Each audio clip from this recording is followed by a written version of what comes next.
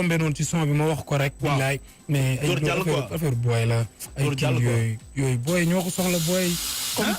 comme genre nii bu amee fête ma booy di déguisé waa Spiderman affaire loolu la mais loolu amul sens tu vois loolu amul sens affaire xale la. jox gars yi seen kii quoi. non gars yi ku nekk nag bon ay king yooyu amul sens billaay. est-ce que amul njëriñ. ça ne veut rien dire tu vois. liggéey la rek après musique la quoi dañ koy déglu.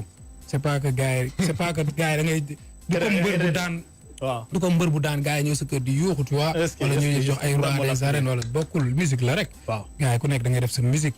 mais non franchement man affaire yooyu su ma koy gisaat damay waaw parce que ñu bëri dañ foog ni dañ ko cherché. waaw mais man ba may bind son bi y avait même pas amuloon débat boobu. ba may bind son bi yàgg na. après nag clip bi moo génn moment bi nga xamante ni.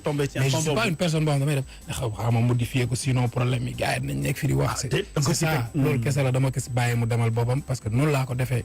ba pare gars yi ñu ma nekkaloon ñëpp déglu ñu validé après. ñu ne ayca nañ ko def. waaw ñu bëri sax dañ jàpp ni non di borowoon wax loolu affaire mais ay king. ça veut dire quoi ñëpp dañuy ne ñoom king lañ tu vois.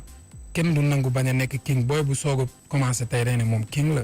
mais différence bi mooy yow da ngay toog ci trône bi di góor sa Pepsi.